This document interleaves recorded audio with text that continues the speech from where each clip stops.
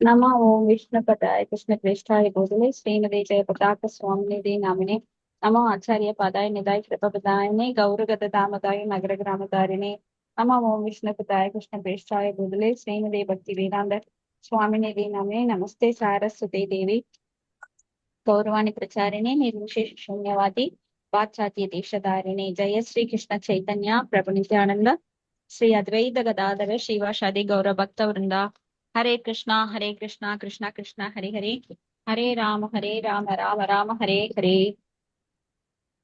ஹரே கிருஷ்ணா. இன்னைக்கு நம்ம பார்க்க போறது பகவத்கீதை. பகவத்கீதையில 14வது அத்தியாயம் ஜட இயற்கையின் முக்குணங்கள். இதுல நம்ம ஒரு 4-5 ஸ்லோகம் நேத்து பார்த்தோம். அது அப்படியே ஒரு சின்ன ரீகேப் பண்ணிடலாம், ஏன்னா நேத்து ரெக்கார்டிங் போடல. இந்த இதற்கு முன்னாடி சாப்டர்ல நாம இயற்கையும் அனுபவிப்பாளனும் உணர்வும், அதுல சாதாரண ஞானம் என்ன, சேத்திரஜ்ஞ.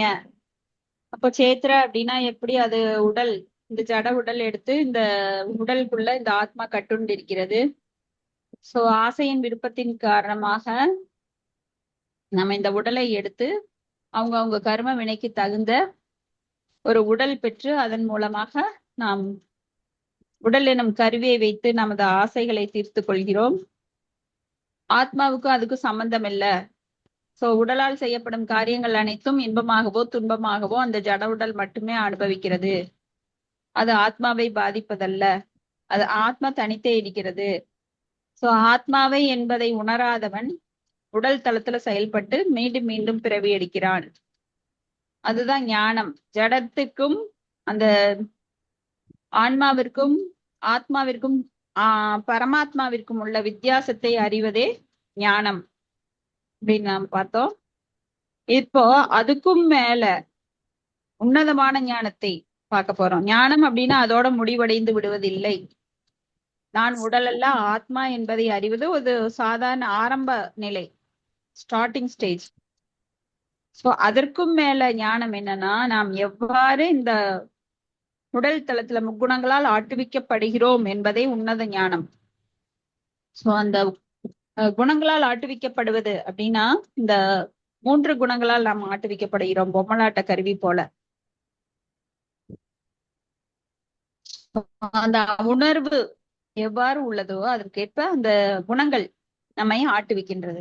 நம்ம ரொம்ப தீவிரமா அனுபவிக்கணும்னு ஆசைப்படுறப்ப ரஜோகுணத்தாலும், நம்ம ரொம்ப தூங்கணும், பழச சாப்பிடணும், தப்பாவே எல்லாம் நடந்துக்கணும், வேதங்கள் படிக்க முயற்சி பண்ணாம எந்த ஞானமும் இல்லாம தப்பா நடக்கும்போது அது தமோ குணத்தால் ஆட்டுவிக்கப்படுகிறோம். சத்துவ குணம் அப்படிங்கிறது மென்மையான சாத்விகமான உணவு, சாத்விகமான தன்மை, மெதுவா பேசுறது, உண்மையை பேசுவது, தர்மம், சாதாரண தர்மங்கள் செய்யறது, இது எல்லாமே சத்துவகுணம். சோ ஸ்வதர்மம் அப்படிங்கிற சாதாரண தர்மம் அல்ல, உயர்ந்த தர்மத்தை நாம ஃபாலோ பண்ணணும். அந்த உயர்ந்த தர்மம் என்னன்னா பரோதர்மம். இந்த பரோதர்மம் அப்படின்னா பகவானுக்கு எப்பொழுதும் பகவானுக்கு சேவை செய்வதில் ஈடுபட்டு பக்தி செய்வது, அன்பு தொண்டு செய்வது, அதுதான் சுத்த சத்துவகுணம். சாதாரண தர்மம் செய்யறது சத்துவகுணம். பாருங்க, மத்தவங்களுக்கு உணவு கொடுக்கணும், பசியாடுறதுக்கு உடை கொடுக்கணும், அவங்களுக்கு தண்ணி கொடுக்கணும், யாராவது அடிபட்டா உடனே போய் அவங்கள காப்பாத்தணும், இப்படி எல்லாம் சாதாரண தர்மம். ஆனா மிக உயர்ந்த தர்மம் எது அப்படின்னா பகவானுக்கு சேவை செய்வதில் ஈடுபடுவது, அவரை திருப்தி செய்வது. அப்படி பண்ணும்போது சாதாரண தர்மம் எல்லாம் நம்மளுக்கு கூடவே வந்துடும். அதெல்லாம் நம்ம வளர்த்துக்கணுங்கிற அவசியமே இல்லை. ஒரு பக்தனுக்கு சாதாரண தர்மம் தானாகவே வந்தமைந்து விடுகிறது. இப்ப இந்த 4வது ஸ்லோகத்துல என்ன பார்த்தோம் அப்படின்னா, சர்வயோனிசு கௌந்தேய மூர்த்தைய வந்தியாக தாசாம் பிரம்ம மகத்யோனி அகம் பீஜ பிரத பிதா அப்படின்னு சொல்லி, பிதா அது குந்தியின் மைந்தனே, எல்லா உயிரினங்களும் இவ்வுலகில் பிறப்பினால் சாத்தியமாக்கப்படுகிறது. மேலும் நானே விதையளிக்கும் தந்தை என்பதை புரிந்து கொள்ள வேண்டும். சோ ஆதி மூலம் யாரு அப்படின்னு கேட்டா பகவான் தான் விதை அளிக்கிறார். ஒரு ஆலமரத்துக்கு பாருங்க, அந்த விதை சின்னூண்டா இருக்கும். ஆனா அந்த ஆலமரத்திலிருந்து இவ்வளோ பெரிய ஆலமரம் உருவாகும் அப்படின்னா கற்பனை கூட செஞ்சு பார்க்க முடியாது. சின்னோண்டு விதையிலிருந்து இவ்வளோ பெரிய மரம் எப்படி வருகிறது அப்படின்னு கற்பனைக்கு எட்டாத ஒரு அதிசயமா இருக்கும். சோ விதை அப்படின்னா இப்ப ஒரு ஆணுக்கும் பெண்ணுக்கும் உறவு உண்டாகிறதுனால கரு தானா உண்டாகிறது கிடையாது. சோ அந்த குழந்தை உண்டாகணும் அப்படின்னா அதுக்கு பகவான் தான் உபதிரஷ்டா அனுமந்தா பர்த்தா போக்தா மகேஸ்வர அப்படின்னு அந்த பகவான் வந்து விதை கொடுக்கணும். அப்பத்தான் ஒரு ஆணும் பெண்ணும் உறவு கொள்வதால் மட்டுமே அவர்கள் கரு உருவது கிடையாது. கர்மானு நிர்த்தகதி ஹிந்துச பக்தி பாஜாம், அவங்க கர்மத்திற்கு ஏற்ப அந்த குழந்தை வந்து அந்த கருவுல பிறக்கணுங்கிறது கடவுளோட ஏற்பாடு. சோ எந்த விஞ்ஞானியாலும் இதுவரைக்கும் ஒரு உயிரை உண்டாக்க முடியாது. ஒரு உயிரை எப்படி மரணம் அடைகிறது, அந்த மரணத்தை எப்படி தடுத்து நிறுத்துறது, உடலே வச்சிருக்க முடியும் அப்படிங்கறதெல்லாம் இதுவரை கண்டுபிடிக்க முடியாது. ஏன்னா விதை அளிப்பவர் பகவான் தான். இப்ப குளோனிங் சொல்லிட்டு நிறைய விதை செயற்கையாக உண்டாக்குறாங்க இல்லையா, அதுக்குரிய அறிவை கொடுத்தது அவர்தான். இன்னைக்கு செயற்கையா உண்டாகிற பசுமாடுகள் பாருங்க, அந்த இங்கிலீஷ் மாடெல்லாம், அதெல்லாம் வந்து நம்மளுக்கு சத்து. இப்போ ஒரு பன்றி வந்து நிறைய குட்டி பெத்துக்கும். அந்த பன்றியோட விதையும் கருவில் இருக்கிற இந்த முட்டையும் பசுவோட முட்டையும் இதெல்லாம் கலந்துதான் இப்படி குளோனிங் முறையில பண்றாங்க. சோ இந்த மாதிரி பண்றதுனால இயற்கையை அவங்க மாற்றி அமைக்க முற்படுகிறார்கள். அதன் மூலமாக மனித குலத்திற்கு அவங்க கெடுதல் பண்றாங்க. உண்மையான பசுமாட்டு பால்ல வர்ற சத்து இந்த குளோனிங் முறையில உருவாக்கப்படுகின்ற ஹைபிரிட் மாடுகள்லாம் இருக்கு பாருங்க, அதுல வர பாலுக்கும் அதிகமான வித்தியாசம் இருக்கு. ஏதோ நாம இன்னைக்கு பால் அப்படின்ற பேர்ல அதை குடிச்சிட்டு இருக்கிறோம் வேற வழி இல்லாம. இதுவே பாக்கெட் பால் வாங்கினீங்கன்னா அதை விட மோசம். ஏன்னா அதுல கெமிக்கல், ப்ரிசர்வேட்டிவ்ஸ், உடம்புக்கு கெடுதலான அனைத்தும், பால் பவுடரு, கெமிக்கல் பவுடரு, வேற என்னென்னமோ கலப்படம் எல்லாம் அதுல இருக்கு. அதை குடிக்கிறதுக்கு பொதுவா இது பெட்டர், இதை குடிக்கிறதுக்கு பொதுவா அது பெட்டர் அப்படின்னு நாம எதையோ சமாளிச்சுட்டு இருக்கிறோமோ தவிர உயிர் வாழ்வதற்கான ஆதார நிலைகளே நம்மளுக்கு இப்ப எல்லாம் கெட்டு போச்சு. அன்னைக்கெல்லாம் கீரை அவ்வளவு சத்துள்ளதா இருந்தது, இன்னைக்கு மண்ணே வளம் இல்லாம இருக்கு. அந்த மண்ணுல வந்து செயற்கை உரங்கள், கெமிக்கல் எல்லாம் போட்டு ஏதோ நம்மளுக்கு உற்பத்தி பண்ணி தந்துட்டு இருக்காங்க. அதை நாம சாப்பிட்டுட்டு இருக்கிறோம் வேற வழி இல்லாம. அதுல எல்லாம் வந்து நாம் சாப்பிடுறதன் மூலமா கெமிக்கல் அதிகமா உடம்புல ஏறுது. அதனாலதான் எனக்கு குழந்தைகள் எல்லாம் பாத்தீங்கன்னா ஹார்மோன் சேஞ்சஸ், சீக்கிரமா வளர்ந்துடுறாங்க. சீக்கிரமா வளர கோழி, அந்த கோழியை சாப்பிட்டு சாப்பிட்டு குழந்தைகளை சீக்கிரமா ஏஜ் அட்டன் பண்ணிடுது. 5 வயசுல 4 வயசுல. பரிதாபமான நிலை. அவர் பாத்தீங்கன்னா உடம்பு அவங்களுக்கு ரொம்ப பெருசாயிரு, கோழி மாதிரியே பெருசாயிரும். அதிகமா அந்த கோழிக்கறியெல்லாம் சாப்பிட்றவங்க பாத்தீங்கன்னா ரொம்ப வேகமா வளர்ந்துருவாங்க பிள்ளைங்க. ஆண் பிள்ளைகளும் சரி பெண் பிள்ளைகளும் சரி வேகமா வளர்ந்துடுறாங்க. ஏன்னா கோழிக்கு போடுற அந்த இன்ஜெக்ஷன், ஹார்மோன் இன்ஜெக்ஷன் அவங்களுக்கு வருது, இன்டைரக்டா வருது. அவங்களுக்கு புரியறது இல்லை இதெல்லாம் எவ்வளவு கெடுதல் அதையெல்லாம் சாப்பிட்டா அப்படின்னு. சோ பகவான் தான் விதையளிக்கிறார், விதையளிக்கும் தந்தை அவர்தான். சோ புருஷோத்தமரான முழுமுதற் கடவுள் சொல்றார், எல்லா உயிர்வாளிகளுக்கும் நானே தந்தை. ஜட இயற்கும் ஆன்மீக இயற்கையும் சேர்ந்த சேர்க்கைய உயிர்வாளி. உயிர்வாளி அப்படின்னா ஜட இயற்கை, அதாவது ஜட உடல். ஜட உடலும் ஆன்மீக இயற்கை அப்படின்னா ஆன்மீக ஆத்மா. இந்த ஆன்மீக ஆத்மாவும் ஜட உடலும் சேர்ந்த இந்த ஜீவராசிகள். இந்த கிரகத்துல மட்டும் இல்ல, பிரம்மதேவர் வசிக்கும் எல்லா கிரகத்திலையும், பிரம்மதேவர் வசிக்கும் கிரகத்திலையும் எல்லாருமே அங்க உயிர்வாளிகள், சர்வகதா. அதாவது உயிர்வாளிகள் எங்கும் பறந்து விரிந்திருக்கிறது. எங்கேயும் உயிர்வாளிகள் இல்லாம எங்கேயுமே கிடையாது. சோ இந்த நிலத்துக்குள்ளும் இருக்கிறாங்க, நீருக்குள்ளும் இருக்கிறாங்க, நெருப்புலும் இருக்கிறாங்க. இவை அனைத்தும் ஜட இயற்கை என்னும் தாயினாலும் கிருஷ்ணருடைய விதையளிக்கும் முறையினாலும் தோற்றுவிக்கப்படுகின்றன. சோ ஜட இயற்கை எனும் தாய். காலையில கூட முரளி பிரபு டவுட் கேட்டார் இல்லைங்களா, ஜட இயற்கை எனும் தாய் ஏன்னு சொல்றோம். இயற்கை அப்போ ஜட இயற்கை எனும் தாயினாலும் கிருஷ்ணருடைய விதையளிக்கும் முறையினாலும் இப்ப ஜடை இயற்கை வந்து பூமி தாய் அப்படின்னு தான் நாம சொல்றோம். அப்போ பகவானால அவங்க கருவூட்டப்படுகிறார்கள். எப்படி சக்தி ஊட்டப்படுகிறார்கள்? தாய் வந்து இந்த பூமி, இந்த அண்டங்கள் எல்லாம் பகவானோட பார்வைப்பட்டே சக்தி சக்தி அளிக்கப்படுகிறது. பகவான் எல்லாம் எந்திரிச்சு நடக்கணும், கையை ஆட்டணும், கால் ஆட்டணும், அப்படி எல்லாம் கிடையாது. ஏன்னா அவருக்கு இருக்கிற சக்திகள் வந்து அனந்த எல்லையற்ற சக்தி. அவர் பார்த்தாலே போதும். மயா தக்ஷேன பிரகிருதி சூய தேச சராச்சரம் எது நானேன கவுந்தேய ஜெகத் விபரிவர்த்ததே அப்படின்னு சொல்லிட்டு அவர் கண்ணால பார்த்தாலே போதும் இந்த ஜட உலகம் உடனே இயங்க தொடங்கியது. சோ கிருஷ்ணருடைய விதையளிக்கும் முறையினாலும் ஜட இயற்கை எனும் தாயினாலும் எல்லா உயிர்வாளிகளும் தோன்றுகிறது. ஜட உலகத்தில் கருத்தரிக்கப்படும் உயிர்வாளிகள் தங்களது முந்தைய கர்மங்களுக்கேற்ப படைப்பின் போது பல்வேறு வடிவங்கள் பெறுகின்றனர். சோ கர்மத்திற்கேற்ப உடல் கிடைக்கிறது என்பது நாம நிறைய வாட்டி பார்த்துட்டோம். எந்தெந்த குணங்களின் அடிப்படையில் நாம் செயல்படுகிறோமோ அதற்கேற்ப நம்மளுக்கு உடல் கிடைக்கிறது. சத்துவம் ரஜஸ்தம். அடுத்தது 5வது ஸ்லோகம் 5லிருந்து 9 வரைக்கும் ஆத்மாவை கட்டுப்படுத்தும் இந்த முக்குணங்களை பத்தி நாம பார்க்க போறோம். 5லிருந்து 9 வரைக்கும். சத்துவம் ரஜஸ்தம இது குணா பிரகிருதி சம்பவா நிபத்னந்தி மகாபாஹோ தேஹே தேஹி தேஹினம் அவ்யயம்.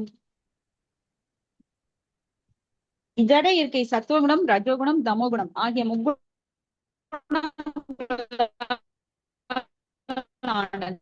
பலம் பொருந்திய பயங்களை உடைய அர்ஜுனா நித்தியமான தொடர்பில் வரும்போது இக்குணங்களால் படுத்தப்படுகிறான். 3 குணங்கள் நம்மை ஆட்கின்றது. அதாவது சத்துவ குணத்துல மட்டும் இருப்பதில்லை, எடுக்க மாட்டேங்குது, மூணுமே கலந்திருக்கும். ஆனா எது மேலோங்கி இருக்கிறது?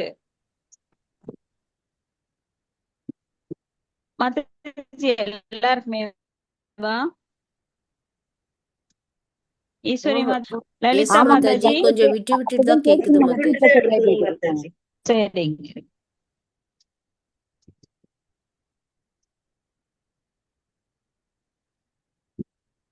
ஹரே கிருஷ்ணா. இப்ப கேக்குதுங்களா? இப்ப கேக்குதுங்க மாதாஜி. சரி, இப்ப கேக்குதுங்க. ஜட இயற்கை சத்துவகுணம், ரஜோகுணம், தமோகுணம். ஏன்னா இந்த பௌதிக உலகத்தில் மட்டும்தான் இந்த குணங்களோட ஆதிக்கம் இருக்கின்றது. ஆன்மீக உலகத்துல கிடையாது. ஜட உலகத்துல பௌதிக குணங்கள், அதனாலதான் பௌதிக உலகம் அப்படிங்கிறோம். இந்த பௌதிக குணங்களான சத்துவ ரஜோ தமோ குணங்கள் ஆட்கொள்கின்றது. அர்ஜுனன்கிட்ட சொல்றாரு, நித்தியமான உயிர்வாழி இயற்கையின் தொடர்பால் வரும்போது இந்த குணங்களால் கட்டுப்படுத்தப்படுகிறான். எப்ப நாம அந்த கருவறையிலிருந்து தலகுப்புறம் வெளியில இயற்கை காற்றால் உந்தப்பட்டு வெளியில தள்ளப்படுகிறோமோ, ஏதாவது குழந்தை நேரா வருமா? தலைகீழ தான் வருது இல்லைங்களா? அந்த கருவிலிருந்து வெளியில வந்த உடனேயே இந்த முக்குணங்கள் பாதிக்கின்றது. இந்த முக்குணத்தின் பாதிப்புல நான் ஆட்கொள்ளப்படக்கூடாது அப்படிங்கிறதுனாலதான் சுகதேவ கோஸ்வாமி பாகவத்தில் நாம் படிச்சிருக்கோம். அவர் வந்து அன்னையோட வயிற்றுல 13 வருடங்கள் 15 வருடங்களோ அன்னையோட வயிற்றுல இருந்து வெளியில வரவே இல்லை. 16 வயது வரைக்கும் வெளியில வரவே இல்லை. ஏன்னா வெளியில வந்தா இந்த 3 குணங்களால் பாதிக்கப்பட்டு நானும் சாதாரண மனிதனாக செயல்படுவேன் அப்படின்னு சொல்லிட்டு பயந்துட்டு அவர் வெளியிலே வரல. அவங்க அம்மாக்கு எவ்வளவு கஷ்டமா இருக்கும். 9 மாசம் சுமக்கிறதே கஷ்டம். இதுல 16 வயது வரைக்கும் அவங்க அதனால அவங்க கிருஷ்ணாட்ட கதறாங்க, இந்த குழந்தை வெளியில வரமாட்டேங்குது அப்படின்னு சொல்லி. அப்ப கிருஷ்ணா வந்து ப்ராமிஸ் பண்றாரு, வாக்கு கொடுக்குறாரு, நீ வெளியில வாப்பா, உன்னை வந்து முக்குணங்கள் தொடாது, நான் ப்ராமிஸ் பண்றேன். அப்ப கிருஷ்ணா ப்ராமிஸ் பண்றாரு, கண்டிப்பா நடக்கும். ஏன்னா அவர் ஒருத்தனாலதான் குணங்களை கட்டுப்படுத்த முடியும். ஏன்னா அவர் தான் குணத்தை தோற்றுவித்தவர், இந்த ஜட இயற்கையை தோற்றுவித்தவர். அப்ப இந்த மாயா அவருடைய வெளிப்புற சக்தி. அந்த மாயினால்தான் நாம எல்லாருமே கஷ்டப்படுறோம். சோ அந்த மாயை யாருக்கு அடங்குமோ தெய்வீகேசா குணமயி மம மாயா துரத்யா மாமேவையே பிரபத்தியந்தே மாயாம் ஏதாம் தரந்திதே. இந்த மாயை வெல்லுவதற்கரியது. ஆனால் யார் என்னை சரணடைகிறார்களோ அவர்கள் இந்த மாயையை எளிதில் வெல்லலாம் அப்படின்னு கிருஷ்ணா சொல்றார். அப்போ எப்பவுமே கிருஷ்ணாவோட கண்ட்ரோல்ல இருந்தோம் அப்படின்னா மாயை நம்ம ஒண்ணும் பண்ணாது. அந்தரங்க சக்தி கிட்ட நம்ம போயிடணும். ஆனா அந்தரங்க சக்திக்குள்ள நம்ம போகலைன்னா அந்த வெளிப்புற சக்தியான மாயா நம்மை ஆட்கொள்வாள். அதாவது கிருஷ்ணா ஒண்ணு, நீ கிருஷ்ணாக்கு சேவை செய்யணும். எப்படி? பகவானை பற்றிய ஞானம், ரூபம், புகழ், லீலைகளை கேட்பது, படிப்பது, பக்தர்களோட சங்கத்தை எடுப்பது, இப்படி சேவை செய்யணும். இல்லையா மாயாக்கு சேவை செய்யணும். அப்ப கிருஷ்ணாக்கு சேவை செய்யும் போது மாயா ஒண்ணும் பண்ண மாட்டாங்க, கிட்ட வரமாட்டாங்க. ஆனா கிருஷ்ணாக்கு சேவை செய்யாம பௌதிகத்துல ஆழ்ந்திருக்கணும், என்னோட புலன் இன்பத்துல நான் எனது அப்படின்னு நான் எல்லாம் பண்ணணும் அப்படின்னா நாம மாயாவோட கண்ட்ரோல்ல தான் இருப்போம். வேற வழியே கிடையாது. ஒரே ஒரு டேப்லெட் தான் இந்த நோய்க்கு. இப்ப நித்தியமான உயிர்வாழி இந்த ஜட இயற்கையில் செய்ய வேண்டியது எதுவுமே கிடையாது. நாமெல்லாம் இங்க என்னத்தை சாதிக்க வந்தோம்? டாக்டர் ஆகணும், இன்ஜினியர் ஆகணும், இல்ல நான் பெரிய ஐஏஎஸ் ஆகணும், இல்ல பெரிய அரசியல்வாதி ஆகணும். இதெல்லாம் பெரிய செயலே கிடையாது. இதெல்லாம் ரொம்ப சீப்பு. ஆனா நாம நினைக்கிறோம், ஐயோ இதெல்லாம் பெரிய விஷயங்கள், நிறைய செல்வம் சேர்த்துக்கணும், அதெல்லாம் பெரிய விஷயம் நினைக்கிறோம். இதெல்லாம் ஒண்ணுமே இல்ல. அப்ப நம்ம செய்ய வேண்டியது இங்க எதுவுமே கிடையாது. என்ன முக்கியமா ஒண்ணே ஒண்ணு, இங்கிருந்து தப்பிச்சு போகணும். அப்ப அவன் ஜட உலகின் கட்டுப்பாட்டிற்குள் வந்துள்ளதால் இயற்கையின் முக்குணங்களின் வயத்திற்கு உட்பட்டு செயல்படுகிறான். இயற்கையின் பல்வேறு நிலைக்கேற்ப உயிர்வாழி பல்வேறு விதமான உடல்களுடன் உள்ளனர். எனவே இத்தகைய இயற்கைக்கேற்ப செயல்படுமாறு அவர்கள் தூண்டப்படுகின்றனர். இங்க விழுந்தாச்சு, முக்குணங்களால இங்க விழுந்துட்டோம். அதனால ஒரு மனுஷனா பிறந்தா பேச முடியும், ஒரு கிளியா பிறந்தா கீன்னு தான் கத்த முடியும், ஒரு கழுதையா பிறந்தா டாங்கி மாதிரி சவுண்டு கொடுக்க முடியும், அப்படின்னு சவுண்டு கொடுக்கலாம். மனுஷ பாஷையில அம்மா, அப்பா, தாத்தா, பாட்டி அப்படின்லாம் அதனால பேச முடியாது. ஒரு பன்றியா இருந்தா மனம்தான் சாப்பிடணும், ஒரு மீனா இருந்தா நீருக்குள்ளதான் கிடக்கணும், வெளியில வந்தா உயிர் போயிரும். ஒரு மீன்னால வெளியில வந்தா உயிரோடு இருக்க முடியாது. ஒரு நீள்வார் உயிரினம் அப்படின்னா நீருக்குள்ளதான் இருக்கணும். இப்படியாக ஒவ்வொரு குணங்களுக்கும் ஏற்ப அந்த உயிர்வாழி செயல்பட்டே ஆக வேண்டும். சோ இதுதான் இன்ப துன்பத்திற்கு காரணம்.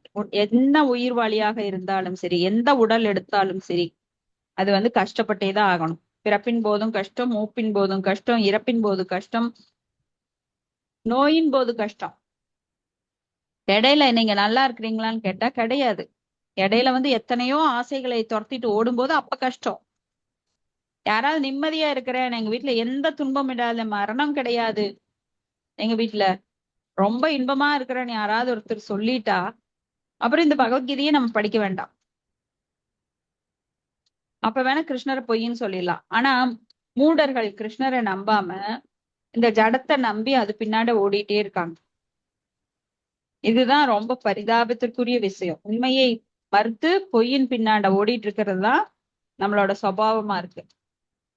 இப்போ உண்மையை தெரிந்து கொண்டு அந்த அறிவு, ஞானம் மட்டும் பத்தாது, உன்னத ஞானத்தை நாம் அடையணும் அப்படிங்கிறதுதான் இங்க. அதுக்காகத்தான் இப்ப இந்த முக்குணங்களோட செயல்பாடு என்ன அப்படிங்கிறத பகவான் நம்மளுக்கு விளக்கமா சொல்லிட்டு இருக்கார். அடுத்தது 6வது ஸ்லோகம். இப்ப நாம சத்துவகுணத்தை பத்தி பார்க்க போறோம். தத்ர சத்துவம் நிர்மலத்வாத் பிரகாசம் அநாமயம் சுகசங்கேன பத்னாதி ஞான சங்கேன சானக. ஹரே கிருஷ்ணா. இது யாரா படிக்க மாட்டேச்சு? பாவமற்றவனே, மற்றவற்றை விட தூய்மையானதான சத்வகுணம் பிரகாசப்படுத்துவதாகவும் எல்லா பாவ விளைவுகளிலிருந்தும் விடுவிப்பதாகவும் அமைகின்றது. இந்த ஞானத்தில் நிலை பெற்றவர்கள் இன்பத்தின் தொடர்பினால் ஞானத்தின் தொடர்பினாலும் பந்தப்பட்டுள்ளனர்.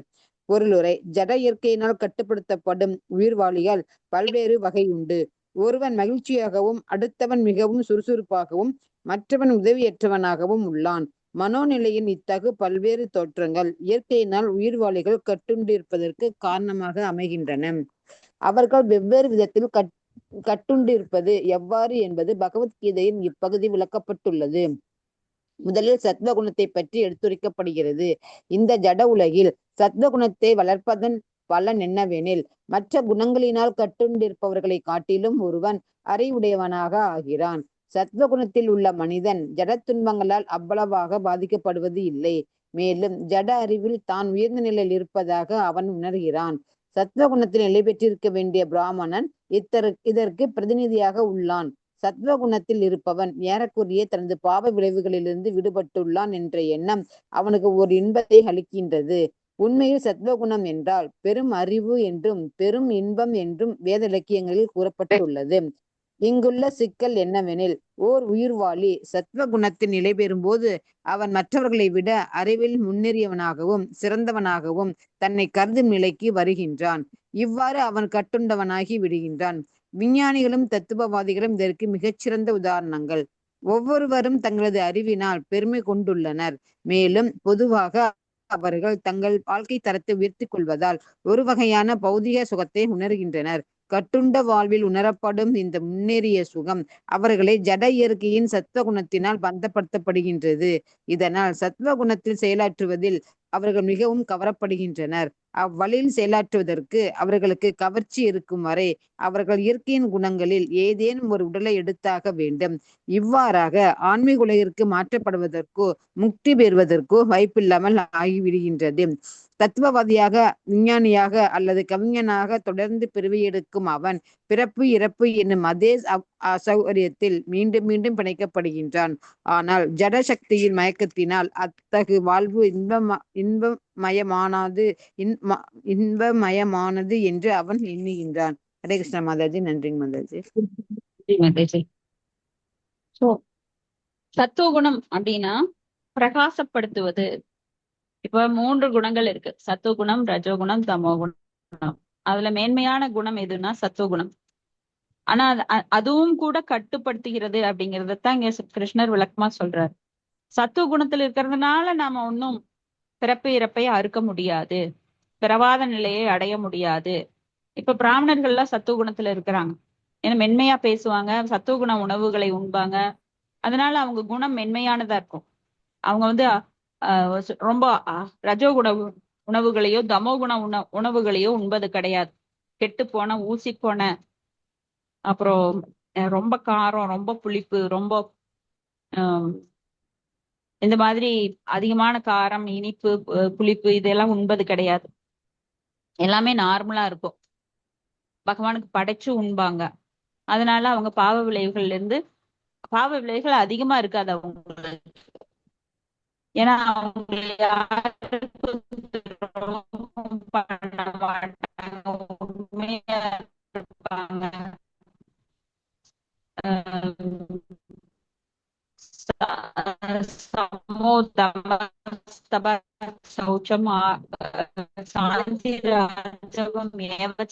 ஞான விஞ்ஞான ஆஸ்திகம் பிரம்ம கர்ம சுபாவச்சரான பரிகிரக அப்படின்ற சொல்லுவது தானம் கொடுப்பது இதுல எல்லாம் ஈடுபட்டிருப்பாங்க.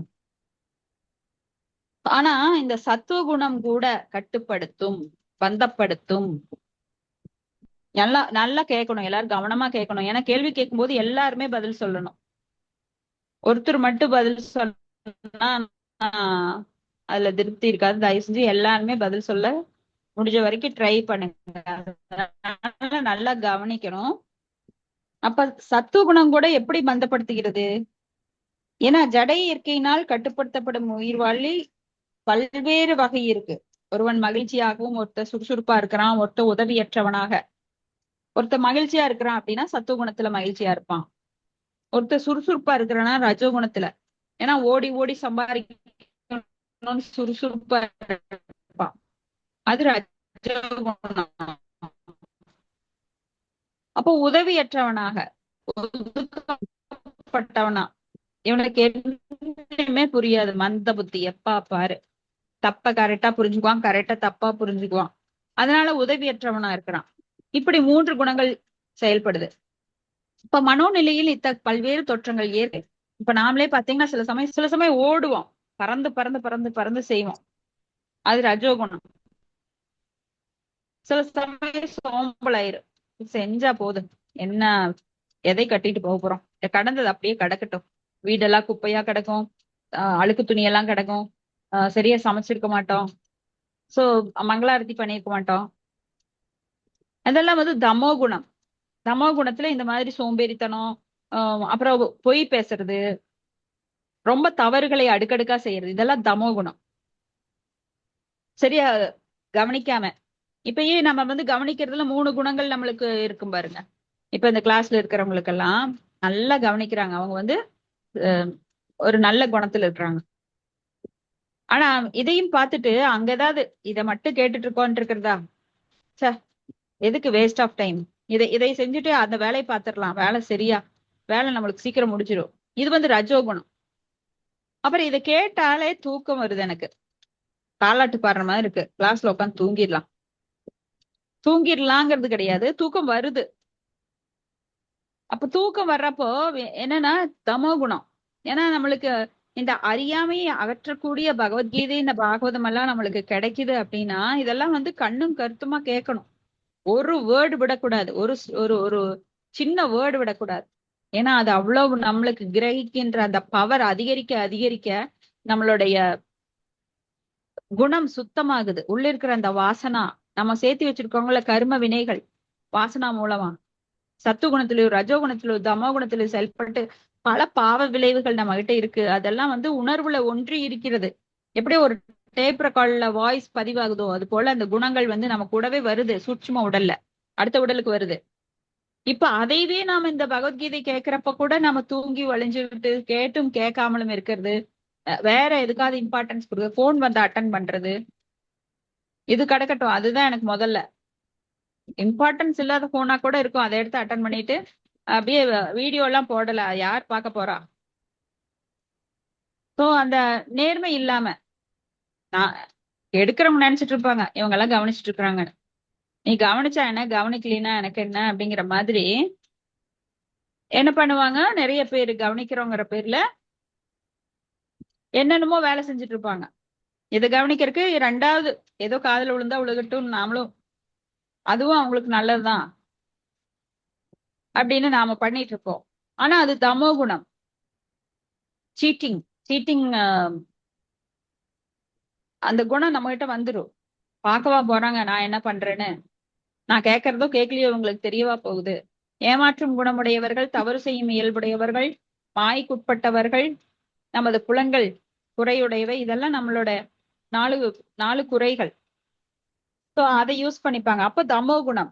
சோ தமோ குணத்துல எப்படி கேட்கறாங்க, ரஜோ குணத்துல எப்படி கேட்கறாங்க, சத்து குணத்துல எப்படி கேட்கறாங்க, இதெல்லாம் தான் நம்ம இங்க பாக்குறோம். பகவான் இத அந்த 3 குணங்களை பத்தி தான் இப்ப சொல்றாரு. இப்ப முதல்ல இங்க சத்துவ குணத்தை பத்தி சொல்றாரு. சத்துவ குணத்தை வளர்ப்பதால் மற்ற குணங்களினால் கட்டுண்டிருப்பதை காட்டிலும் ஒருவன் அறிவுடையவனாகின்றான்.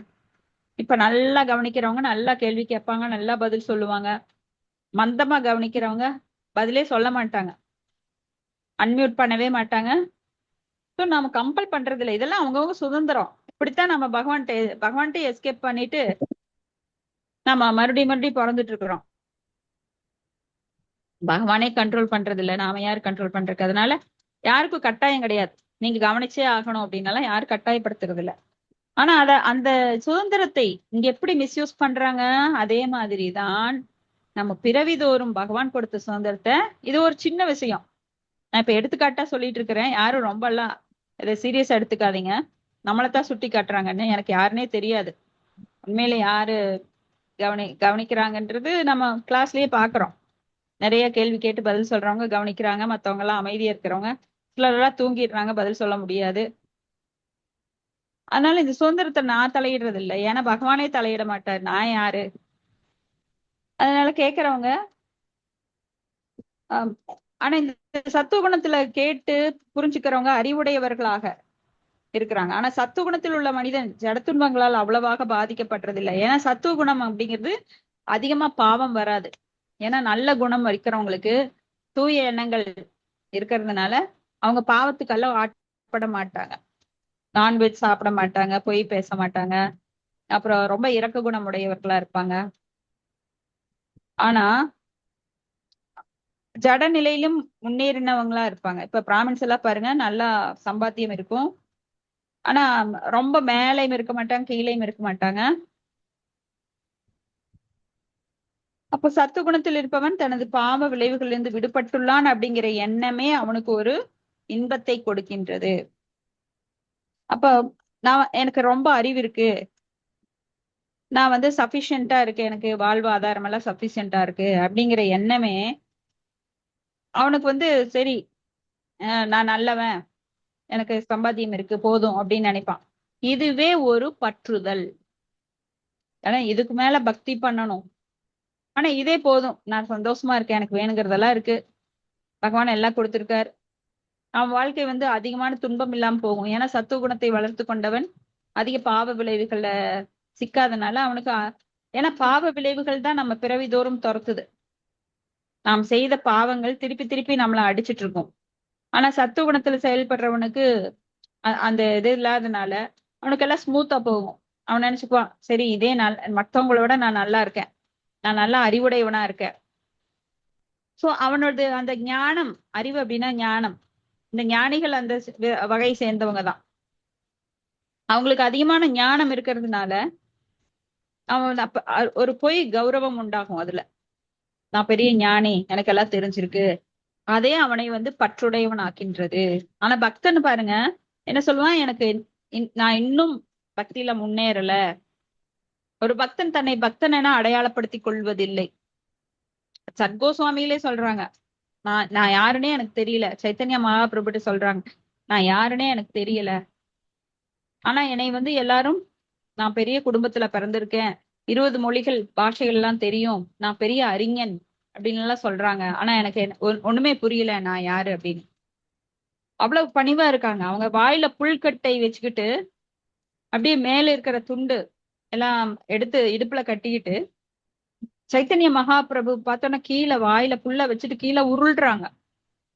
அந்த வாயில எதுக்கு புல்ல வச்சுக்கிறதுனா, புல்லை விட நான் கீழானவன், எனக்கு எந்த தகுதியுமே இல்லை அப்படின்னு சொல்லி சைத்தன்ய மகாபிரபு காலில் விழுந்து புரள்றாங்க. இது வந்து பணிவு. ஒரு பக்தனுக்கு வந்து பணிவு, அடக்கம், தூய்மை, கருணை, தனித்திருத்தல், பிறப்பு இறப்பு மூப்பு பிணி அதை கவனிக்கிறது, அமானித்துவம், அந்த சத்தியம், சௌச்சம் எல்லாமே தானா வரும். இங்க சிக்கல் என்னன்னா, ஒரு உயிர்வாழி சத்துவ குணத்தில் நிலைக்கும் போது அவன் மற்றவர்களை விட அறிவில் முன்னேறியவன், சிறந்தவன் என தன்னை கருதும் நிலைக்கு வருகிறான். அதில் கட்டுண்டவனாகி விடுகிறான். இதுக்கு உதாரணம் யாரு? விஞ்ஞானிகள், தத்துவவாதிகள், இவங்கெல்லாம். சோ அவங்க பெருமை என்னன்னா, நான் அறிவுடையவன் அப்படின்னு அவங்க பெருமைப்பட்டுக்கிறாங்க. மேலும் அவர்கள் தங்களது வாழ்க்கை தரத்தை உயர்த்தி கொள்வதால் ஒரு வகையான பௌதிக சுகத்தை உணர்கின்றனர். கட்டுண்ட வாழ்வில் உணரப்படும் ஒரு முன்னேறிய சுகம் அவர்களை ஜட இயற்கையில் சத்துவ குணத்தினால் பந்தப்படுத்துகிறது. கொஞ்சம் செல்வம் இருக்கு, வீட்டுல வந்து எந்த கவலையும் இல்ல, அகால மரணம் இல்ல, பெரிய துன்பங்கள்லாம் இல்ல, உறவினர்கள்லாம் ஓரளவுக்கு நல்லவங்களா இருக்காங்க, கணவன் மனைவி நல்ல அண்டர்ஸ்டாண்டிங், இப்படி இருக்கிறவங்களுக்கெல்லாம் பாத்தீங்கன்னா சீக்கிரம் பக்திக்குள்ள ரொம்ப டீப்பெல்லாம் வரமாட்டாங்க. யாரு துன்பம் அடிக்குதோ அவங்கதான் பக்திக்குள்ள வருவாங்க. ஆர்த்தோ அர்த்தாத்தி ஜிக்ஞாசு ஞானேச்ச பரந்தப, இந்த 4 பேரும் சுக்குருதினோஸ் அப்படின்னு பகவானே சொல்றார். அப்போ இந்த சத்து குணம் கூட அவங்கள பந்தப்படுத்துது. சோ அவ்வழியில் செயலாற்றுபவர்களுக்கு, அதாவது சத்துவ குணத்தில் செயலாற்றுபவர்களுக்கு கவர்ச்சி இருக்கும் வரை அவர்கள் இயற்கையின் குணங்களில் ஏதேனும் ஒரு உடலை எடுத்தாக வேண்டும். அவங்களுக்கு முக்தி கிடையாது. ஏன்னா சத்துவ குணத்துல எல்லாம் எனக்கு இருக்குது, நான் அதிகமாலாம் சாமி கும்பிடலப்பா, ஏதோ சடங்கா நிறைய செய்யறேன், ஓரளவுக்கு சாமி கும்பிடுவாங்க. பக்தி பாதையில அந்த பக்தி தொண்டுக்கெல்லாம் வரமாட்டாங்க அவ்வளவு சீக்கிரம். எனக்கு சபிசியண்டா சம்பளம், அதுல நல்ல தனம் இருக்கு, மனைவி மக்கள் எல்லாம் நல்லா இருக்காங்க, எந்த குறையும் இல்ல, குழந்தை இல்லைங்கிற குறை இல்ல, செல்வம் இல்லைங்கிற குறை இல்ல, உற்றார் உறவினர்கள்லாம் ஓரளவுக்கு இருக்கிறாங்க, சப்போர்ட்டிவா இருக்காங்க, இந்த மாதிரி குறை இல்லாதவங்களுக்கு அதிகமா பகவானை கும்பிடணுங்கிற எண்ணம் வராது. சோ சத்துவ குணம் கூட அவங்களை பந்தப்படுத்துது. ஏன்னா அறிவும் இருக்கு, எங்களுக்கு போதிய அளவு பணம் இருக்கு, ரொம்ப இல்லைனாலும் போதும் அப்படிங்கிற மனோபாவத்தோட, பேராசைக்காரர்கள் கிடையாது. பிராமணர்கள். சோ இந்த மாதிரி நினைக்கிறவங்க கூட பந்தப்பட்டுறாங்க. அப்ப ஏதோ ஒரு உடல் எடுக்க வேண்டிய கட்டாயத்திற்கு அவர்கள் தள்ளப்பட்டு மறு உடலில் அவர்கள் பலவந்தமாக பூத்தப்படுகிறார்கள். அப்ப இவ்வாறாக ஆன்மீக உலகுக்கு மாற்றுவதற்கோ முக்தி பெறுவதற்கோ வாய்ப்பில்லாமல் ஆகிவிடுகிறது. அப்ப தத்துவவாதியாக, விஞ்ஞானியாக அல்லது கவிஞனாக தொடர்ந்து பிறவி எடுக்கும் அவன் பிறப்பு இறப்பு எனும் அதே அசௌகரியத்தில் மீண்டும் மீண்டும் பிணைக்கப்படுகிறான். ஆனால் ஜடசக்தியின் மயக்கத்தால் அத்தகைய வாழ்வு இன்பமானது என்று அவன் எண்ணுகின்றான். இந்த மாதிரி தத்துவவாதிகள், விஞ்ஞானிகள்லாம் பாத்தீங்கன்னா நல்லா சௌரியமா இருப்பாங்க. அவங்களுக்கு நல்ல ஒரு குடும்பம் அமைஞ்சிருக்கும். அதே போதும், எனக்கு இதுக்கு மேல என்ன வேணும் அப்படின்னு அவங்க அதுக்கு மேல முயல்வது கிடையாது. சுத்த சத்துவ நிலைக்கு வரமாட்டாங்க. எப்பவுமே சத்துவ, ரஜோ, தமோ 3 குணங்களும் நம்மை கட்டுப்படுத்தக்கூடியது. 3 குணங்கள்ல சத்துவ குணம் மேலோங்கி இருந்தாலும், ஏன்னா சத்துவ குணத்தில் தான் பகவான் சொல்றாரு, சத்துவ குணத்தில் உள்ளவர்களை நான் கவர்வதற்காகவே இந்த அவதாரமாக வருகிறேன். ஏன்னா ரஜோ குணத்திலும் தமோ குணத்திலும் இருக்கிறவங்கனால பகவானை புரிஞ்சுக்க முடியாது. அட்லீஸ்ட் இந்த 3 குணங்கள்ல சத்துவ குணத்துல இருக்கிறவங்களுக்கு தான் பக்தியில முன்னேற்றம் வரும். ரஜோ குணத்திலும் தமோ குணத்திலும் இருக்கிறவங்க, அதனாலதான் சத்துவம் சஞ்சாயதை காமக, அந்த சத்துவ குணம் கூட நம்மளை கட்டுப்படுத்துகிறது. அப்புறம் ரஜோகுணம் தமோ குணம் அதுக்கு மேல சத்துவகுணத்துக்கு மேலோங்கலினா, ரஜோகுணத்திலும் தமோ குணத்திலும் இருப்பவர்கள் சத்துவகுணத்திற்கு மேலோங்கவில்லை என்றால் பக்திங்கிற பாதையில அவங்க கால் எடுத்து வைக்க முடியாது. அதனாலதான் சொல்றாங்க, அட்லீஸ்ட் சத்துவகுணத்துக்காக இதுவா வந்தாக்கா அப்புறம் மேல சுத்த சத்துவ குணத்துக்கு உன்னால போக முடியும், பக்தி வளர்த்திக்க முடியும் அப்படின்னு. ஓகே, அடுத்தது 7வது ஸ்லோகம். ரஜோராகாத்மிகம் ராகாத்மகம் வித்தி கிருஷ்ணாசங்க சமுத்பவம் தன்னிபத்னாதி கௌந்தேய கர்ம சங்கேன தேகினம்.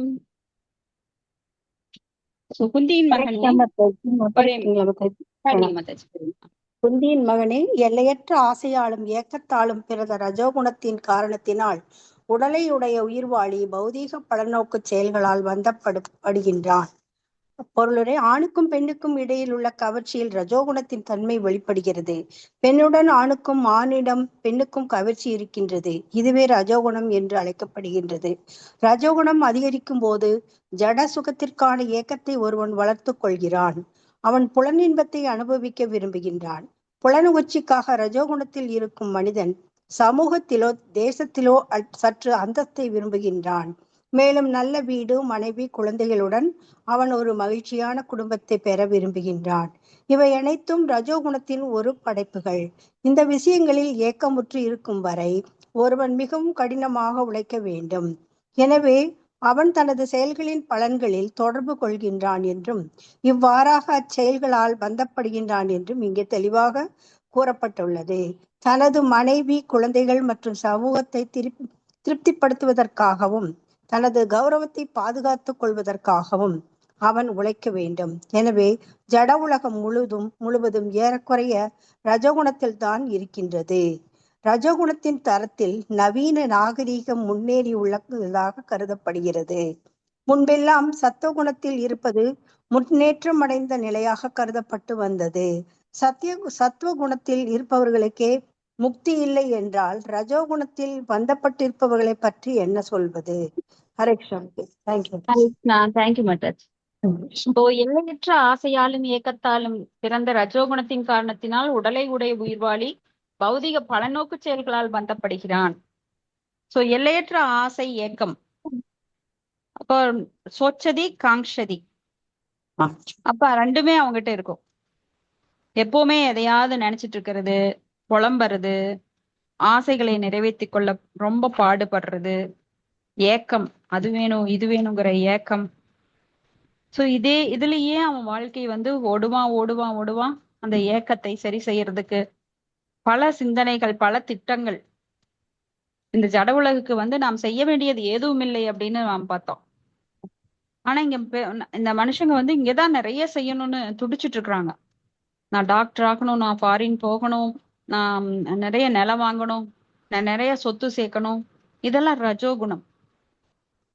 நம்மளோட அடிப்படை ஆதார தேவைகள் என்ன? உண்ண உணவு, உடுக்க உடை, இருக்க இருப்பிடம். அதையெல்லாம் நாம இப்பெல்லாம் அதெல்லாம் தேவையே கிடையாது மனுஷனுக்கு. அதெல்லாம் ரொம்ப மேல போயிடுச்சு. இருக்க இடம் அப்படின்னா ஒரு 2 ஏக்கரால பங்களா கட்டுறதா இருக்கிற இடம்னு நினைக்கிறான். உண்ண உணவு அப்படின்னா தட்டுல ஒரு 10 ஐட்டம் இருக்கணும். கோழி, ஆடு, அது என்னென்ன கிடைக்குதோ, தாவறது, குதிக்கிறது. சைனால எல்லாம் பாத்தீங்கன்னா பாம்பு, நண்டு, பூச்சி, அவன் சாப்பிடாத உணவே கிடையாது. கையில கிடைச்சதெல்லாம் போட்டு சாப்பிடுறான். கடைசியில மனுஷ பிணத்தையுமே இப்ப அறுத்து சாப்பிட ஆரம்பிச்சிட்டாங்க. சோ அவனுக்கு எல்லாத்துலயும் ஆசை. எதுல டேஸ்ட் கிடைக்கும், நாவு வந்து அடங்காதது. அத மனச குரோதோ வேகம் ஜிக்வா வேகம். அந்த ஜிக்வா வேகம் இருக்கு பாருங்க, நாக்கு என்ன நல்லா டேஸ்ட் பண்ண, அந்த டேஸ்ட்ங்கிறது ஒரு செகண்ட் தான் உள்ள போற வரைக்கும். அதுக்கப்புறம் அவன் அதை உணர முடியாது. ஆனா அதை சாப்பிடணுங்கிறதுல அவனுக்கு வாழ்நாள் ஃபுல்லா ஏக்கம். இறக்கும் போது கூட மாமிசம் கேட்கிற பல பிறவிகள் இருக்காங்க. கடைசி ஆசை என்ன, எனக்கு கோழி வறுத்து கொடு, ஆடு கொடு அப்படின்னு சொல்லி. அப்ப ஏக்கம், அவங்களுக்கு ஆசை, எல்லையற்ற ஆசை. வீடு நிறைய நிறைய பொருட்களை வாங்கி போடணும். அதை அடுத்தவன் வந்து அதை பார்க்கணும், இவங்க பெரிய ஆளுங்கன்றத அது மூலமா அவங்க நிரூபிக்கணும்னு ஏக்கப்படுறாங்க, ஆசைப்படுறாங்க. அது ரஜோகுணத்தின் காரணத்தினால் உடலை உடைய உயிர்வாளி பௌதிக பலன் நோக்கு செயல்களால் பந்தப்படுத்தப்படுகிறான்.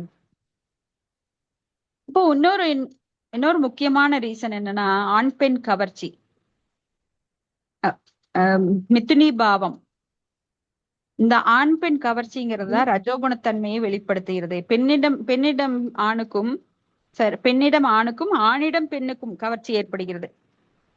இந்த கவர்ச்சினால, அதாவது ஸ்திரீ அப்படிங்கிற பெண்ணால அந்த குடும்பத்தை அவன் வந்து அப்படியே, ஸ்திரீ அப்படின்னா விரிவங்கம். ஒரு ஸ்திரீ வந்த உடனே அந்த குடும்பம் வந்து விரிவங்கம் ஆகும். ஒரு ஆண் அப்படின்னா அவன் வந்து ஒரு மரத்தடியில ஒரு கோவணத்தை கட்டிட்டு கூட படுத்துக்குவான். ஆனா ஒரு பெண் ஒன்னா வந்தோடனே ஒரு 4 சுவர் தேவைப்படுது.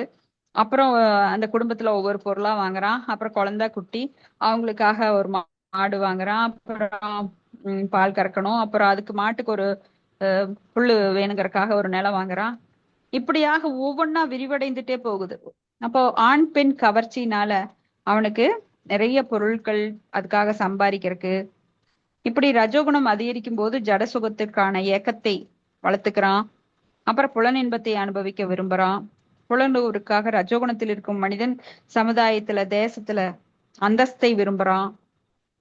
நல்ல வீடு, நல்ல மனைவி, குழந்தை அப்படின்னு எல்லாமே பர்மனண்டா இருக்கணும். ஒரு வேலை பர்மனண்டா இருக்கணும், ஒரு மனைவி பர்மனண்டான மனைவி, அப்படி ஒவ்வொன்றும் நிரந்தரமா இருக்கும்னு ஆசைப்படுறான். ஆனா இந்த உலகத்துல நிரந்தரமற்றவை, எல்லாமே நிரந்தரமற்றவை. நிரந்தரமற்ற உலகத்துல நிரந்தரமாக இருக்கணும்னு ஆசைப்படுறது ரொம்ப முட்டாள்தனம். நாம் பார்க்கும் பொருட்கள், வெளி உலகத்துல நாம் பார்க்கும் இந்த உலகம் கூட பிரபஞ்சத்தினால அழிய போகுது. ஆனா மனுஷன் எதிர்பார்க்கறது என்ன, நிரந்தரமான வேலை வேணும், நிரந்தரமான சம்பளம் வேணும். யாராவது பர்மனன்ட் ஆயிட்டியா ஜாபு, இல்ல ஜாபு இல்ல எப்ப வேணா கழட்டுருமா உனக்கு அப்படிங்கிற மாதிரி எல்லாமே நிரந்தரமான மகிழ்ச்சி, இதையெல்லாம் பெற விரும்புறான். ஆனா அதுக்கான உலகம் அல்ல. நிரந்தரமற்ற உலகம், நிரந்தரமற்ற பொருட்கள், நிரந்தரமற்றவை அனைத்தும் இந்த ஆத்மாவை தவிர. ஆனா அந்த ஆத்மாவை கண்டுக்கவே மாட்டான். நிரந்தரமற்றதை தேடி தேடி ரஜோகுணத்துல ஓடிட்டே இருப்பான். சோ இந்த விஷயங்களில் ஏக்கமுற்று இருக்கும் வரை ஒருவன் மிகவும் கடினமாக உழைக்க வேண்டும். நாய் நாக்க தொங்க போட்டு ஓடுற மாதிரி அப்படியே நாக்க தொங்க போட்டு இந்த கழுதையெல்லாம் உழைக்குது பாருங்க, அது மாதிரி அவன் தனது செயல்களில் பலன்களில் தொடர்பு கொள்கிறான் என்றும், இவ்வாறாக செயலனால் பந்தப்படுத்தப்படுகிறான். ஏன்னா சொத்து சேர்க்கணும் அப்படின்னா பலவித கஷ்டங்கள் வரும். அப்புறம் வரி ஏய்ப்பெல்லாம் பண்ணணும். எவ்வளவு தூரம் சொத்து சேர்க்கிறோமோ அவ்வளவு தூரம் பாவமும் பின்னாடி வரும். சோ ரஜோகுணத்தினால அவன் தனது மனைவி, குழந்தைகள், சமூகத்தை திருப்திப்படுத்துவதற்கு, தனது கௌரவத்தை பாதுகாத்துக் கொள்வதற்கு உழைத்தே ஆக வேண்டும். எனவே ஜட உலகம் முழுவதும் இந்த ரஜோகுணத்துலதான் போகுது. எல்லாருமே இப்படிதான் போயிட்டு இருக்காங்க. அவன் பண்றான், நானும் பண்றேன். பக்கத்து வீட்டுக்காரன் பெரிய கார் வாங்குறான், நானும் வாங்குறேன். அவனை விட பெரிய கார் வாங்குறான். அவன் சின்ன வீடு கட்டினானா அவனை விட பெரிய வீடு நான் கட்டுறேன். அவனே பெரிய வீடு கட்டியிருப்பான், ஆனா அவனை விட பெரிய வீடு கட்டினாதான் எனக்கு அந்தஸ்து. சோ இப்படியாக போட்டி போட்டுட்டு, பெண்கள் வந்து அவங்க வீட்டுல ஃப்ரிட்ஜ் வாங்கினாங்களா, அதை விட பெரிய பெரிய ஃப்ரிட்ஜ் நான் வாங்குறேன். அவங்க என்ன நம்மளை விட முன்னாடி வாங்கிட்டாங்க அப்படின்னு ஒவ்வொன்றும் போட்டி பொறாமை இதுல ரஜோ குணத்துலதான் போயிட்டு இருக்கு இன்னைக்கு உலகமே. சோ அவங்கவுங்களுக்கு வாழ்றதை விட அடுத்தவங்களுக்கு வாழ்றதுதான் ஜாஸ்தி. இப்படி ரஜோகுணத்தின் தரத்தில் நவீன நாகரிகம் முன்னேறியதாக கருதப்படுகிறது. அப்ப முன்னெல்லாம் சத்துவகுணத்தில் இருப்பது முன்னேற்ற நிலையா கருதப்பட்டது. அப்ப பிராமணர்கள் வந்து அதிகமா மதிக்கப்பட்டாங்க. எப்போ? ஒரு காலத்துல ஒரு 40 வருஷம் முன்னாடி 50 வருஷம் முன்னாடி பிராமணர்கள் அப்படின்னா அவங்க சத்துவகுணத்துல இருப்பாங்க, மென்மையா இருப்பாங்க, நல்ல மந்திரங்கள் எல்லாம் ஓதுவாங்க, அவங்கள ரொம்ப மதிப்பாங்க. சமுதாயத்துல பிராமணர்கள் அப்படின்னா ரொம்ப மதிப்பு மரியாதை, ஏன்னா சத்துவகுணத்துல இருப்பாங்க. ஆனா இன்னைக்கு ரஜோகுணத்துல இருக்கிறவங்களை தான் மதிக்கிறாங்க. எப்படின்னா அவன் பெரிய பணக்காரன், ஒரு அந்தனர் கூட, பிராமணர் கூட ஒரு பிரைம் மினிஸ்டர் வந்து டபால்னு போய் காலில் விழுந்துருவாங்க. ஆனா பிரைம் மினிஸ்டர் தான் அவங்கள மதிக்கணும். ஆனா இப்ப அந்தஸ்து எப்படி பார்க்கப்படுதுன்னா அவர்களோட பதவி, நீ அரசியல்வாதியா, நீ பெரிய செல்வந்தனா, உன் காலில் நான் விழுகிறேன்னு ஓடி போய் விழுகிறாங்க அந்தணர்கள் கூட. ஏன்னா அவங்க அந்தணர்களாக இல்லை, பிறப்பால் அந்தணர்கள், பிராமண பந்து, பிராமணர்களுக்கு உறவினர்களே, பிராமண குவாலிட்டி கிடையாது. அப்ப ரஜோ குணத்துலதான் இன்னைக்கு இந்த உலகமே ஓடிட்டு இருக்கு. பெரிய பணக்காரனா நீ எப்படிப்பட்டவனா இருந்தாலும் உன் காலில் விழுகிற, நீ எத்தனை கொள்ளை அடிச்சாலும் சரி, திருட்டுத்தனமா சம்பாரிச்சாலும் சரி, நீ பெரிய ஆள் சமூகத்துல, ஆட்சியில் இருக்கிறியா, நீ எத்தனை கொலை பண்ணியிருந்தாலும் உன் காலில் விழுகிறதுக்கு ரெடியா இருக்கிறாங்க. சோ குவாலிட்டி இல்ல. அப்ப ரஜோகுணத்துல தான் இன்னைக்கு ஓடிட்டு இருக்குது. அடுத்தது பாத்தீங்கன்னா தமோகுணம். 8வது ஸ்லோகத்துல தமோகுணத்தை பத்தி சொல்றாங்க. தமஸ்திரிஞான ஜம் வித்தி மோகனம் சர்வ தேஹினாம் பிரமாதலஸ்ய நித்ராபிஸ் தன்னிபத் நாதி பாரத. பரதனின் மைந்தனே, அறியாமையினால் பிறந்த தமோ குணம் உடலை உடைய எல்லா உயிர்வாளிகளையும் மயக்குகிறது. கட்டுண்ட ஆத்மாவை பந்தப்படுத்தக்கூடிய பைத்தியகாரத்தனம், சோம்பல், உறக்கம் ஆகியவை இந்த குணத்தின் விளைவுகளாகும். இத நீங்க அடிப்படையில இந்த கிளாஸ் நல்லா புரிஞ்சுக்கிட்டவங்க மட்டுமே ஃபர்தரா உங்க லைஃப்லயே இதை அப்ளை பண்ண முடியும். இதை வந்து அசால்ட்டா கேட்டா நம்ம வாழ்க்கையில எப்படி செய்யறது அப்படிங்கிறது கூட, செயல்கள் எந்த குணத்தின் அடிப்படையில் நாம் செய்யறோங்கிறது கூட புரியாம மறுபடியும் இந்த விளைவுகள்ல சிக்கிக்குவோம். செயல் எதிர்ச்செயல், செயல் எதிர்ச்செயல், செயல் எதிர்ச்செயல்னு இதுல மாட்டிடுவோம். அதனால இந்த உன்னத ஞானத்தை தயவு செஞ்சு பகவான் நம்மளுக்கு சொல்லித்தர்றார். எது சத்துவகுணம், எது ரஜோகுணம், எது தமோகுணம்ட்டு. இதை வந்து நல்லா கவனிக்கணும். தயவு செஞ்சு உங்ககிட்ட எல்லார்ட்டையும் நான் பணிவா கேட்டுக்கிறேன், நல்லா கவனிங்க. அப்ப அறியாமை குணம் அப்படின்னா தமோ குணம். ராம ஆண்டான ராவண ஆண்டான யாரோ என்னமோ பண்ணுங்கப்பா, நான் வந்து எப்போ தூங்கி வழியிறேன். இன்னைக்கு தமோ குணத்துலதான் நிறைய குழந்தைகள், சின்ன சின்ன பசங்க பாத்தீங்கன்னா 12:30 மணிக்கு எந்திரிப்பாங்க, நைட்டு வந்து படுக்கறக்கே 1 மணி ஆயிரும். பிலிம் பாக்குறது, மொபைல் பாக்குறது, எதையாவது வச்சு நோண்டிருக்கிறது, இல்ல அப்பதான் அரட்டை அடிப்பாங்க எல்லாரும் சேர்ந்துட்டு.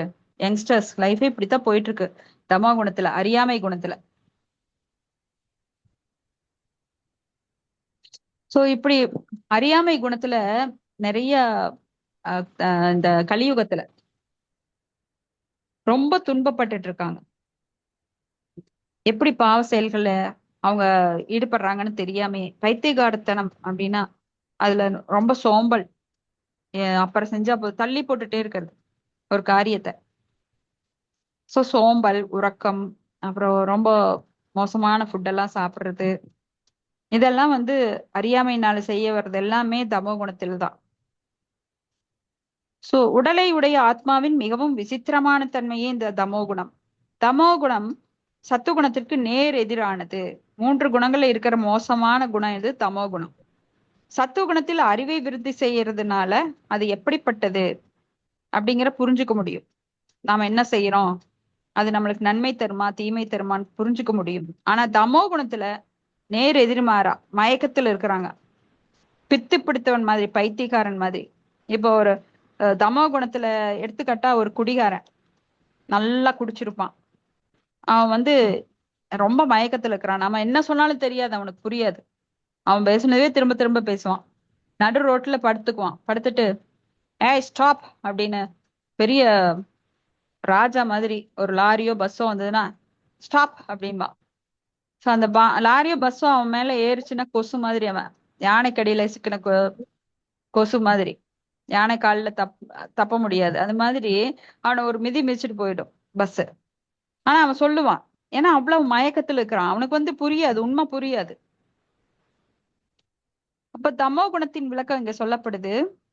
அறியாமையின் மயக்கத்தின் கீழ் இருப்பவன் விஷயத்தை உள்ளபடி புரிந்து கொள்ள முடியாது. ஒரு குடிகாரனுக்கு நீங்க என்னதான் சொன்னாலும் புரியாது, அவன் சொன்னதையே திரும்ப திரும்ப சொல்லுவான். அப்ப அவனுக்கு தண்ணியெல்லாம் அடிச்சு பார்ப்பாங்க, அப்போ மயக்கம் தெளியாது. அப்ப காலையில எந்திரிச்சு விழிக்கும் போதுதான் அவன் கொஞ்சம் மறுபடியும் அதே இதுல இருப்பான். கொஞ்சம் ஒரு அரை நாள் போனா அப்புறம் தான் தெளிவாவான்.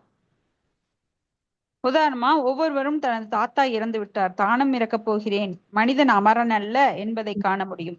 அவனால் பெற்றெடுக்கப்படும் குழந்தைகளும் மரணம் அடைவர். எனவே மரணம் நிச்சயமானது. இருந்தும் மக்கள் பணத்தை சேமிப்பதில் பைத்தியக்காரர்களாக அலைகின்றனர். நித்தியமான ஆத்மாவை கண்டு கொள்ளாமல் இரவும் பகல் முழுதும் மிகவும் கடினமாக உழைக்கின்றனர். இதுவே பைத்தியக்காரத்தனம். சோ தன்னுடைய ஆத்மாவுக்காக எதுவும் செய்ய மாட்டாங்க. இரவு பகலா உழைச்சு உழைச்சு உழைச்சு நிறைய பொருள் சேர்ப்பாங்க.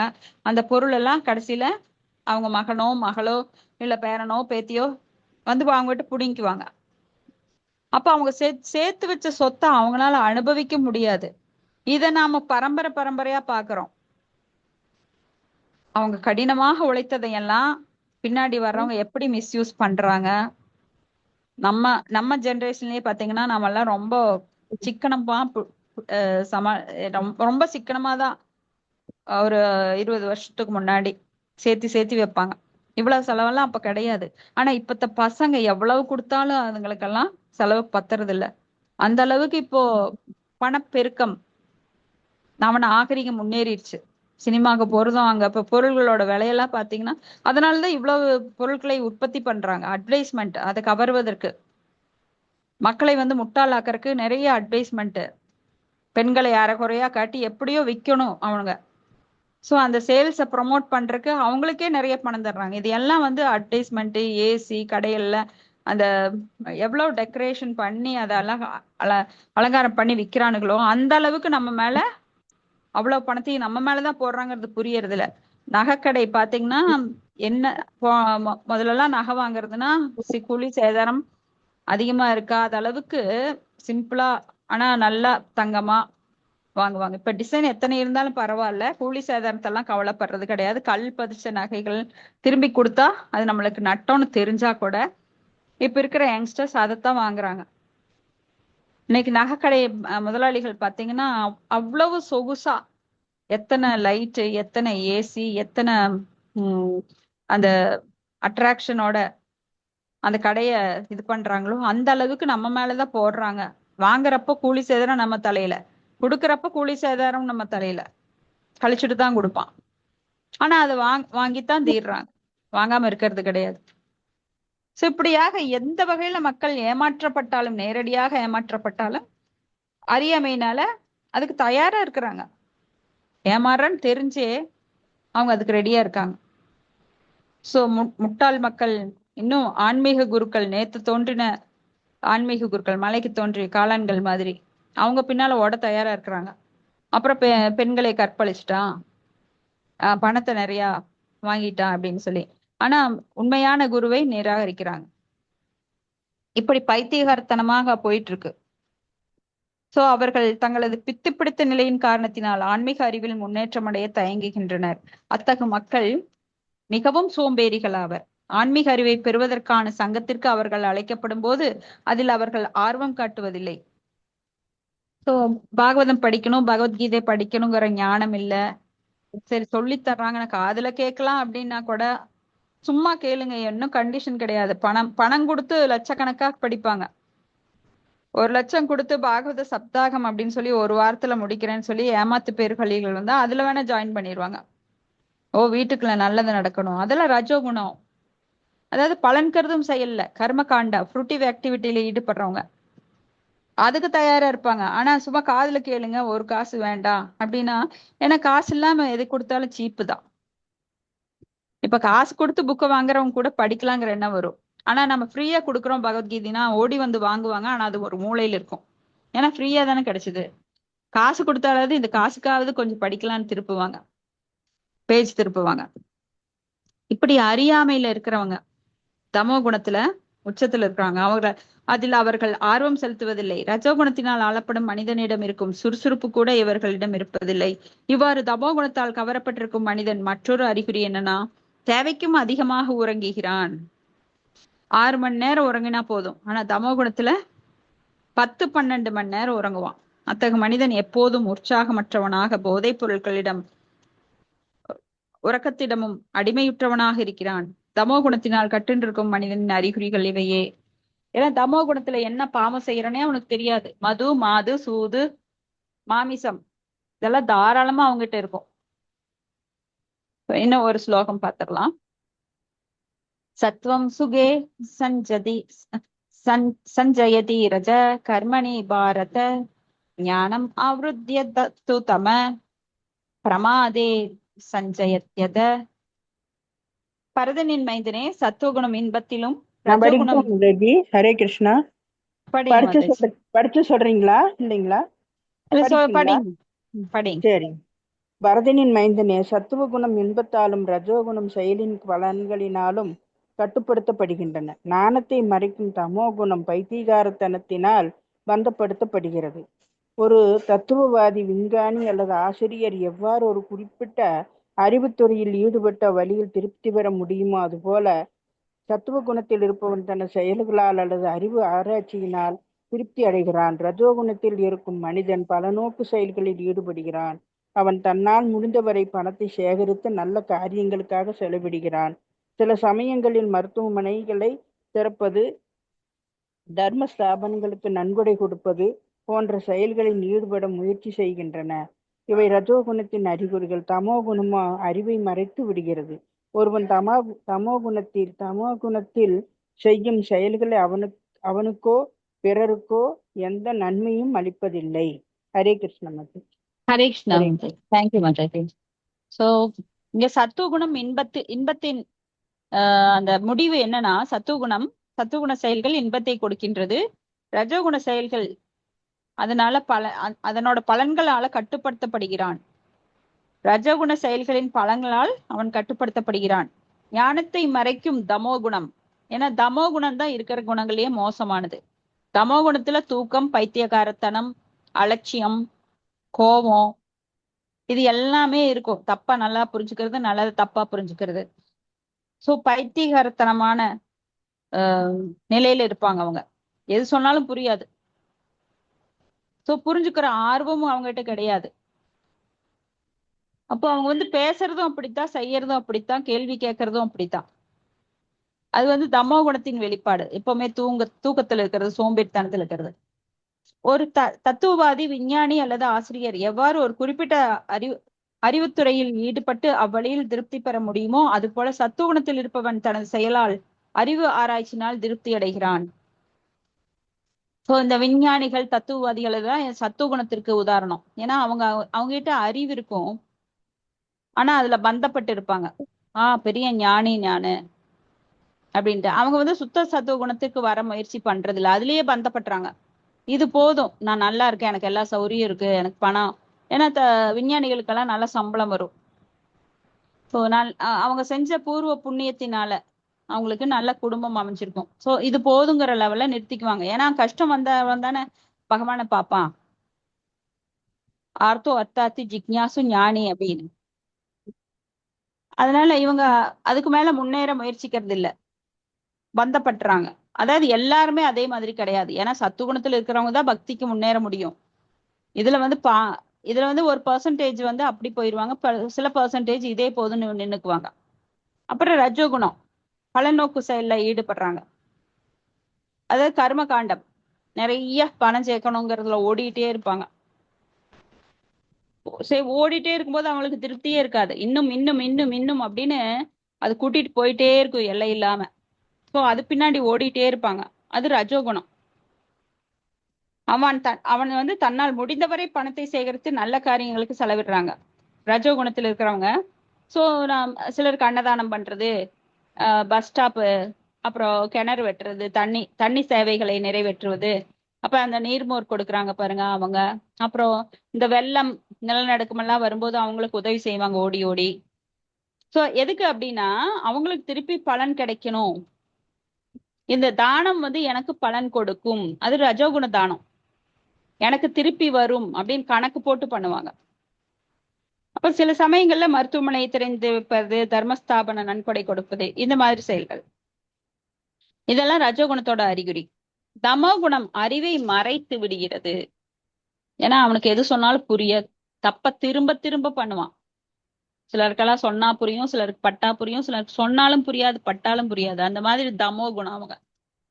அவங்க குணத்திலிருந்து விடுபட அவங்க ரொம்ப கஷ்டப்பட்டு பகவானை நிறைய தியானம் பண்ணணும், நிறைய மந்திரங்கள் சொல்லணும். அப்பதான் அந்த தமோ குணத்தோட வடு, அந்த கரை அவங்களோட மனசுல இருந்து அகற்றப்படும்.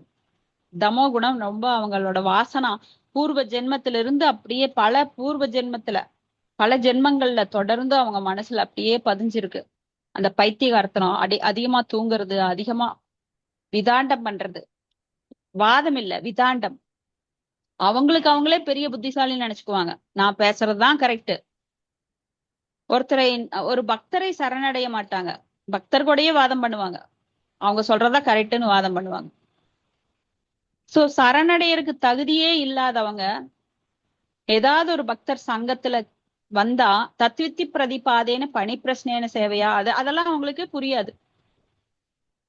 அப்போ கொஞ்சம் ரொம்ப ஸ்லோ ப்ராசஸ், ஆமை வேகத்துலதான் அவங்களால முன்னேற முடியும். தமோ குணத்துல பக்தரோட சங்கம் கிடைத்தாலும் அவங்க முன்னேற்றம் ரொம்ப கம்மியா இருக்கும். ஏன்னா கவனிக்கிறது கம்மி. ஏன்னா அவங்க கவனிக்கிறது கம்மி அப்படிங்கறது கொஸ்டின் நிறைய கிளப்புவாங்க. தமோ குணத்துல கொஸ்டின்ஸ் நிறைய பண்ணிட்டு இருக்கு. எதுக்காக? அவங்களுடைய அறிவு தெளிவடையறதுக்கு கவனிக்கணும், அப்புறம் அதுல இருந்து பகவானை பற்றிய கேள்வி கேட்கணும். ஆனா இவங்க பௌதிகமான கேள்விகளே அதிகமா கேட்பாங்க.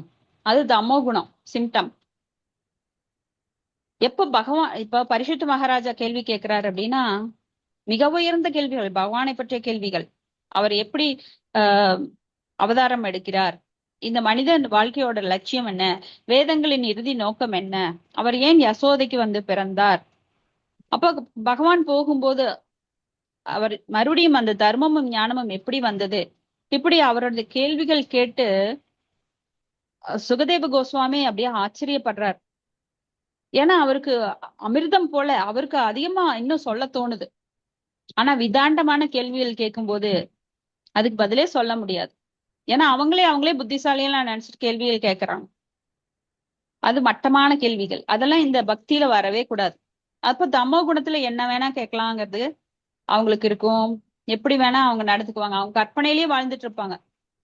அது வந்து எந்த பக்தியிலையும் முன்னேற்றத்தை தராது. ஏன்னா ஒரு பக்தருக்கு அடிபணிந்து சேவை செய்து அடக்கத்துடன் கேள்விகள் கேட்கணுங்கிறது அவங்களுக்கு புரியவே புரியாது. இப்படியாக சத்துகுணம், ரஜோகுணம், தமோ குணம் ஒருவரை ஆட்கொள்கிறது. அப்போ சத்துகுணம் தான் இந்த மூணுலயே உயர்ந்தது. அந்த சத்துகுணத்திற்கு வரப்பத்தான் சுத்த சத்துவகுணத்திற்கு கால் எடுத்து வைக்க முடியும். இப்ப ரஜோகுணத்திலயும் தமோ குணத்தில பக்திக்கு வாய்ப்பே கிடையாது. இது வந்து சத்துகுணம், ரஜோகுணம், தமோ குணம் தனித்தனியாக ஆள்வது கிடையாது. எல்லாமே மூணுமே மிக்ஸ் ஆகி வரும். அப்ப அதுல எது உயர்ந்திருக்குது அப்படிங்கறதான் இப்ப பேசிட்டு இருக்கிறோம். அப்போ சிலது வந்து சத்துகுணம் வந்து ரஜோகுணத்தையும் தமோ குணத்தையும் கீழே கீழே கீழே அமுத்தி ஒண்ணு மேல வரும், ஒண்ணு நடுவுல இருக்கும், ஒண்ணு கீழே இருக்கும். இப்படியாக ஒன்னை மாறி மாறி இருக்கிறது வந்து 3x3x3x3ன்னு 81 விதமாக பிரிகின்றது. சோ அதெல்லாம் வந்து